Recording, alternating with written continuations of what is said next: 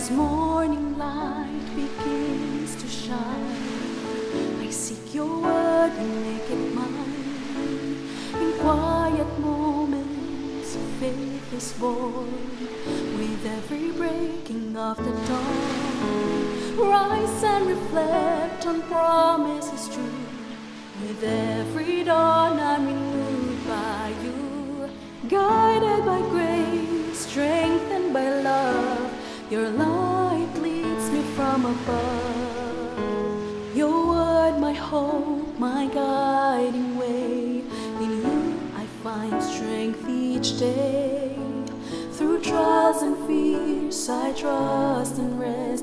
In your wisdom I am blessed. Rise and reflect on promises true. With every dawn I'm renewed by you, guided by grace, strengthened by love. Your light leads me from above.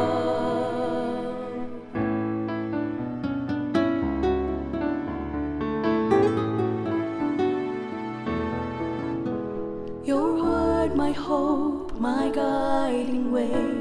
In you I find strength each day. Through trials and fears I trust and rest. In your wisdom I am blessed. Rise and reflect on promises true. With every dawn I'm renewed by you, guided by grace, strengthened by love.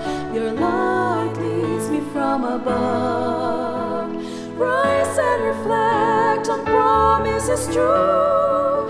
With every dawn I'm renewed by you, guided by grace, strengthened by love. Your light leads me from above.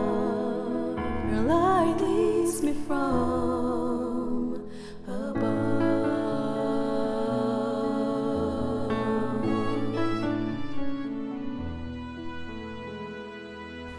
Isang bago at punong-puno ng pag-asang umaga muli, kaibigan. Ikaw ay nakikinig dito sa ating himpilan, AWR 89.1 FM, at ito ang ating programang Rise and Reflect na mapapakinggan araw-araw mula alas 4:30 ng umaga. At ako po ay nagpapasalamat na kayo ay lagi nating nakakasama. Kayo po na mga nakikinig sa iba't ibang mga stasyon ng radyo dito sa Luzon. Ganon din po ang ating mga kaibigan, kayo na nakatutok sa atin pong Facebook page at YouTube channel sa iba't ibang dako ng mundo. Maraming salamat po sa inyong pagsubaybay. Dito nga po sa ating palatuntunan ay lagi kong binabanggit na kaya tayo ay bumabangon sapagkat gano'n na lamang kadakila ang pag-ibig ng Panginoon sa atin, and we are not consumed, for His compassions never fail. They are new every morning. Lamentations 3:22 and 23. Kaibigan, tayo ay nagpapatuloy sa pagbabasa ng salita ng ating Panginoong Diyos at mula sa ang Bible Pinoy Version, ngayon ay kabanatang 37 tayo. Medyo mahaba-habang chapter po ang chapter na ito. Ang atin pong babasahin ay mga talatang 1 hanggang 36. Sa Kanaan tumira si Jacob, kung saan tumira ang tatay niya. Ito yung kwento ng pamilya ni Jacob. Nung 17 years old si Joseph, nag-aalaga siya ng mga tupa at kambing nila. Kasama niya yung mga kuya niya sa side ni na Bilha at Silpa, na mga asawang lingkod ng tatay niya. Lagi niyang sinusumbong sa tatay niya yung masasamang ginagawa ng mga kuya niya. Mas mahal ni Jacob si Joseph kaysa sa ibang mga anak niya kasi matanda na siya nung ipinanganak si Joseph. Ginawan pa nga niya ito ng mahabang damit na may manggas.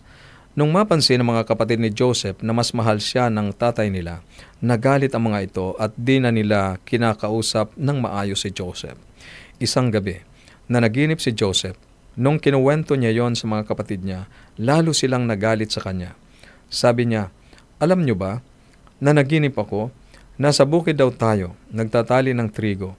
Tapos biglang tumayo yung tinali kong trigo. Yung mga tinali nyo naman, pumwesto pa ikot sa trigo ko, saka yumuko. So anong ibig mong sabihin? Maghahari ka, tapos ikaw ang susundin namin?" Tanong nila. Dahil sa kinuwento niyang panaginip, lalo pa silang nagalit sa kanya. Tapos na naginip ulit si Joseph at kinuwento niya ito sa mga kapatid niya. Sabi niya, "Alam niyo ba, na naginip ulit ako. Nakita ko yung araw, buwan at saka 11 na stars na yumuko sa akin." Kinuwento niya din ito sa tatay niya, pero pinagalitan siya nito. "Anong ibig mong sabihin? Palagay mo ba yuyuko kami ng nanay mo at ng mga kapatid mo sa iyo?" Nagngit-ngit sa galit yung mga kapatid ni Joseph, pero di nawala sa isip ni Jacob ang panaginip na yon. Isang araw, pumunta sa Shechem ang mga kapatid ni Joseph para pakainin at bantayan ang mga alagang hayop ng tatay nila. Sinabi ni Jacob kay Joseph, "Puntahan mo yung mga kapatid mo sa Shechem. Nagpapasol sila doon ng mga alaga nating hayop." "Sige po," sagot ni Joseph. Sabi ng tatay niya, "Umalis ka na at tingnan mo kung okay lang yung mga kapatid mo at mga alaga natin. Tapos bumalik ka dito at balitaan mo ako." Umalis nga si Joseph mula sa Hebron Valley at dumating sa Shechem. Habang naglalakad siya sa bukid, nakita siya ng isang lalaki at tinanong siya nito, "Anong hinahanap mo?" "Hinahanap ko yung mga kapatid ko na nag-aalaga ng mga hayop," sagot niya. "Alam mo ba kung nasaan sila?" Sabi ng lalaki, "Umalis na sila dito. Narinig ko pupunta daw sila sa Dothan." Kaya pumunta si Joseph sa Dothan at nakita niya doon ang mga kapatid niya.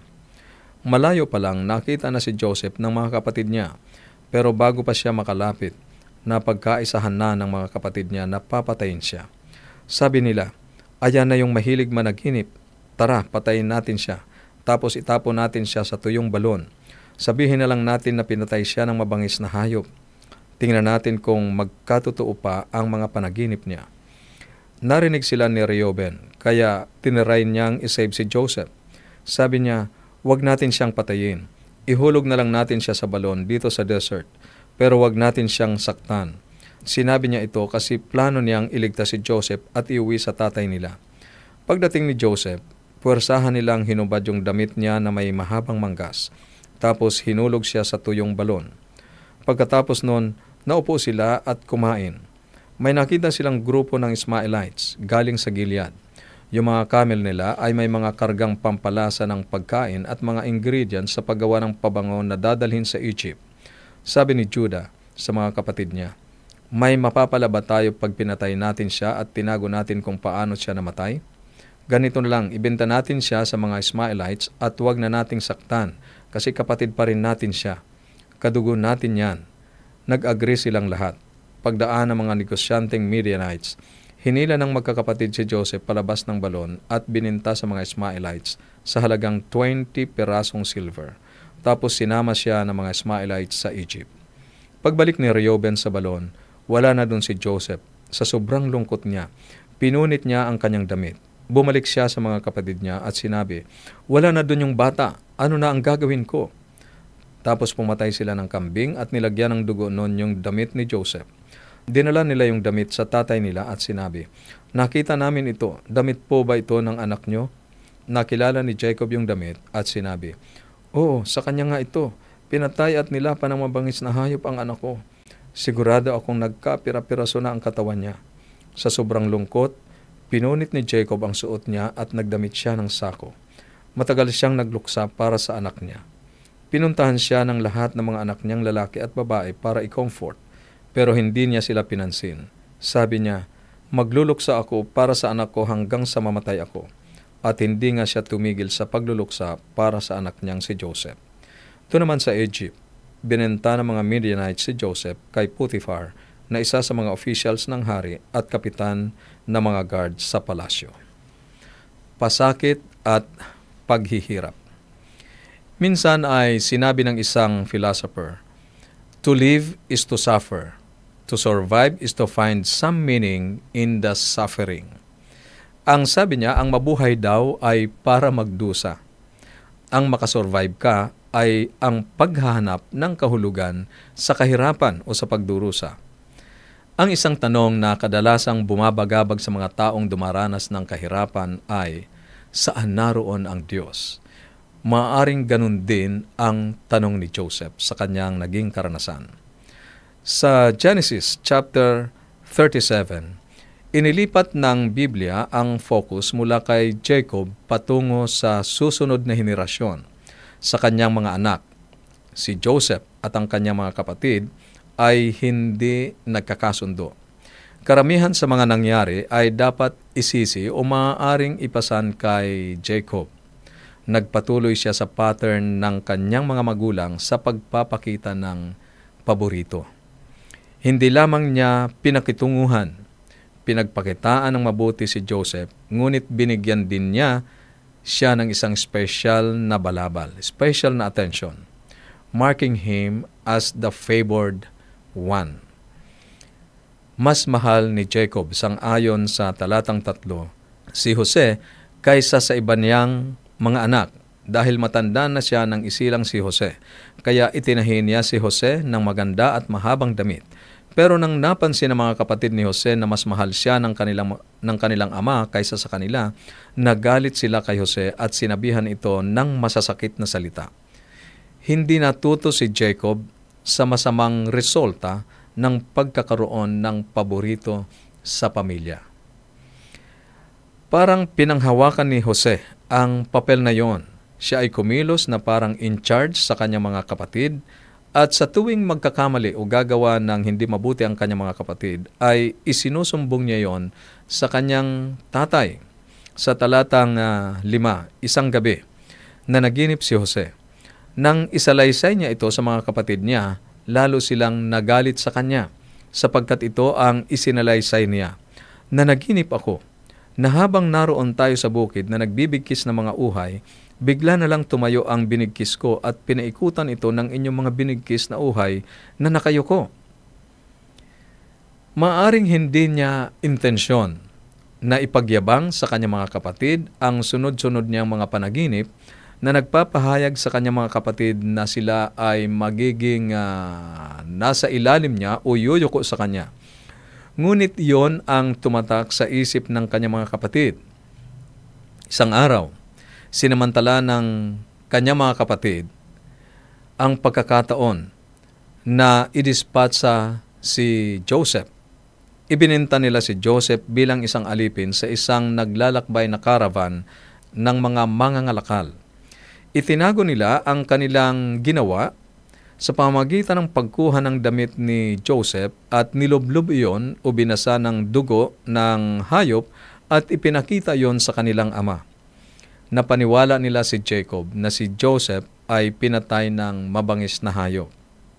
Sa kabanatang ito, na puno ng karahasan at galit, maaari tayong magtaka kung nasaan ang Diyos. Bakit hindi iniligtas si Joseph? Hindi man lang siya nabanggit. Subalit ang mga panaginip ni Joseph ay isang pahiwatig, kaibigan, na ang Diyos ay may mas malaking plano at ang kwento ni Joseph ay nagpapakita kung paano tutubusin ng Diyos ang kasamaan ng tao at gamitin iyon para sa kanyang mga layunin. Ang ultimate example nito ay ang krus. Sinabi ng ama ng simbahan na si Augustine, ang sabi niya, ang Diyos ay may isang anak sa lupa na walang kasalanan, ngunit hindi kailanman isa na walang pagdurusa. Kaibigan, ang mga mananampalataya ay dumaranas ng paghihirap at pagdurusa dahil sa kanilang pananampalataya. Ang mga alagad ay isang halimbawa kung paano nagtiis dahil sa pananampalataya. Si Jose, sang-ayon sa mga gawa, kabanatang 7 talatang 9, na isa sa mga 12 anak ni Jacob ay kinainggitan ng mga kapatid niya, kaya ipinagbili nila siya. Dinala siya sa Ehipto at naging alipin doon. Pero dahil ang Diyos ay kasama ni Jose. Yan ang patutuo ng Biblia. Kasama ni Jose ang Diyos sa ganong mga kalagayan. Kasama natin ang Panginoon sa ating mga paghihirap at sa mga pagdurusa. Kaibigan, ano ang bahagi ng pagdurusa sa kwento ni Jose? Anong bahagi ang ginampanan nito sa sarili mong kwento? Nakita mo na bang gumawa ang Diyos sa gitna ng iyong paghihirap at pagdurusa? Para sa iyong comment, insight, and reflection, maaari kang magpadala sa atin pong mga numero 0917-1742-777, 0917 0918-944-7777 at sa 0918-9447-891. 0918-9447-891. At para naman po sa inyo na nandyan sa atin pong Facebook page at YouTube channel, maaari nyo rin pong i-comment ang inyong insight and reflection sa bahaging ito ng ating binasa mula sa Bible. At sa atin pong patuloy na pakikinig ngayong umaga, akin pong inihahandog ang isang awiting originally composed by Aris Andaya, may pamagat, Aking Ama. Pakinggan po natin ang mensahe ng awit na ito.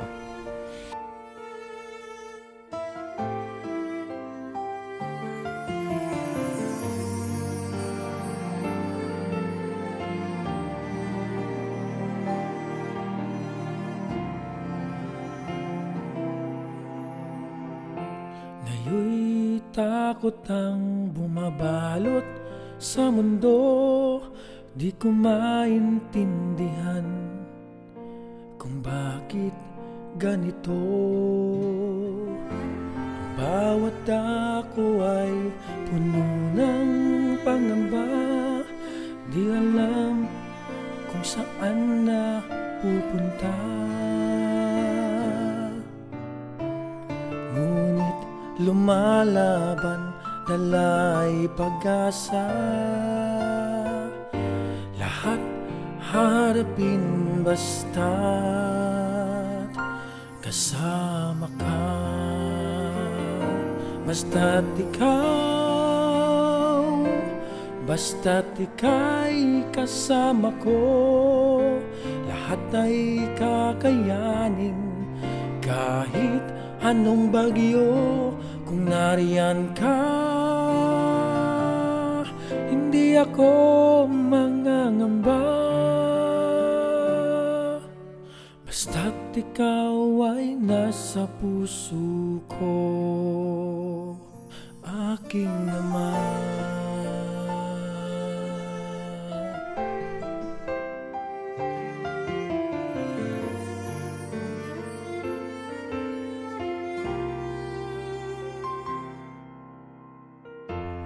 Bawat buhay ay walang katiyakan, ang panganib ay nandyan sa bawat paghakbang.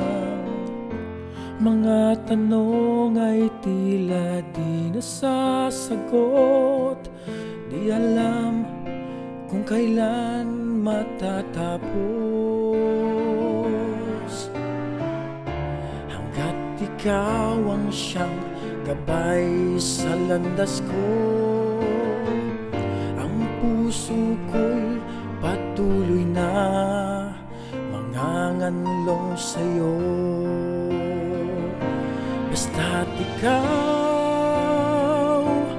Basta't ika'y kasama ko, lahat ay kakayanin.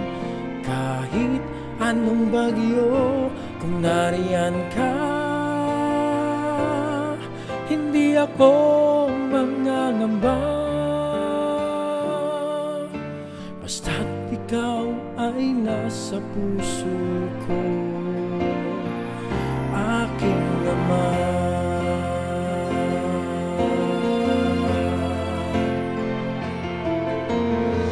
Si Jesus na iyong anak, ang siyang tanging daan, katotohanan at buhay. Dugo niya'y binuhos, buhay ko ay tinubos. Ang pag-ibig mo'y lubos, purihin ka.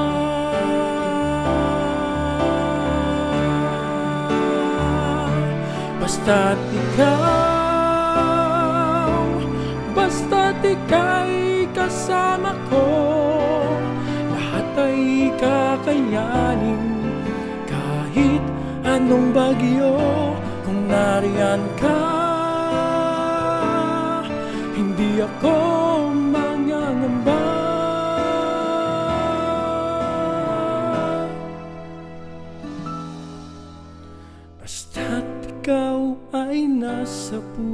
suko. Basta't ikaw ay nasa buhay ko, basta't ikaw ang aking kalakasan, magagawa ko ang lahat, aking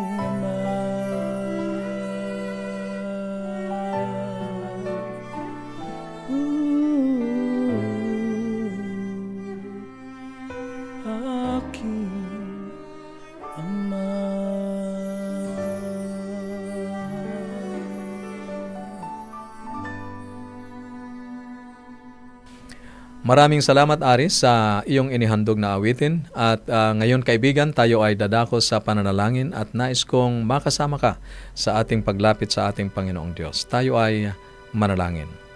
Panginoon naming Diyos, Amang Banal, hindi po madali ang buhay ng inyong mananampalataya sa sanlibutan ito na puno ng kasalanan.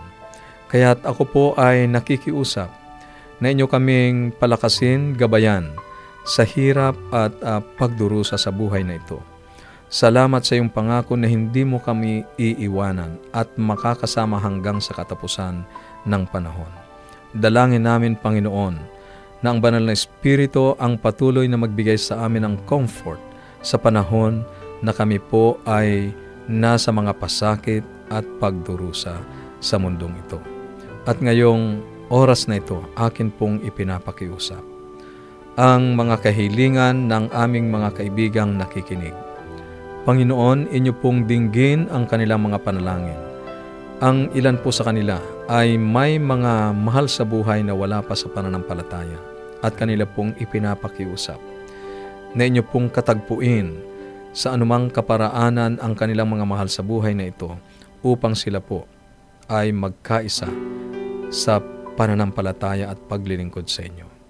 Tulungan niyo po ang aming mga kaibigang maagang naghahanda para sa kanilang pagpasok. Ang pag-iingat ng mga piling anghel ang kanilang maranasan sa buong maghapong ito sa pangalan ng aming tagapagligtas na si Jesus. Amen. Amen. Maraming salamat po muli sa inyong pagsubaybay dito sa ating palatuntunan, Rise and Reflect. At nais ko pong i-offer pa rin sa inyo ang atin pong Bible Study Guide na Explore. Ito ay mapapasa inyo kung inyong ipapadala ang inyong kompletong pangalan at address sa atin pong mga numero. At kung kayo naman po ay nandyan sa atin pong Facebook page at YouTube channel, gamitin nyo po ang comment section at inyo pong ilagay ang inyong kompletong pangalan at address kasama ng contact numbers para po sa mas mabilis na pagpapadala ng atin pong Bible Study Guide. Mamimili po kayo kung English or Tagalog ang gusto nyo pong maipadala namin sa inyo. Ang ating mga numero ay 0917-1742-777. 0917-1742-777 at 0918-9447-891. 0918-9447-891. Kaibigan, sinasaliksik ninyo ang banal na kasulatan sapagkat iniisip ninyo na sa mga iyon ay mayroon kayong buhay na walang hanggan. Ako ang iyong kaibigan Narcaranza na nagsasabing, kung ang salita ng Diyos ang iyong gabay, ang landas mo ay hindi masisinsay. Patuloy po kayong makinig sapagkat ipagkakaloob pa namin sa inyo ang mga makalangit na awitin. God bless.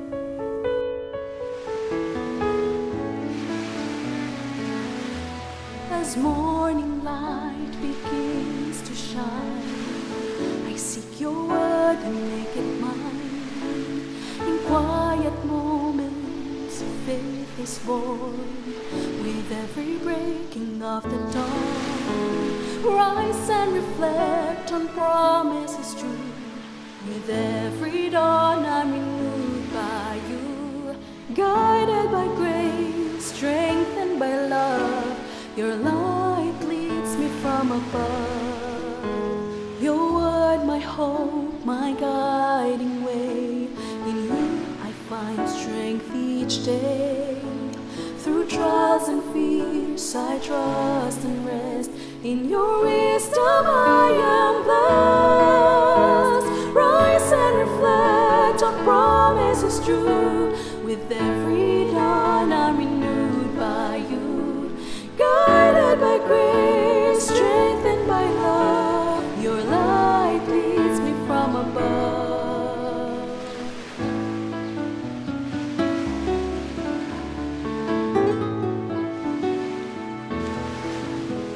Your word, my hope, my guiding way. In you I find strength each day. Through trials and fears I trust and rest. In your wisdom I am blessed. Rise and reflect on promises true. With every dawn I'm renewed by you. Guided by grace, strengthened by love.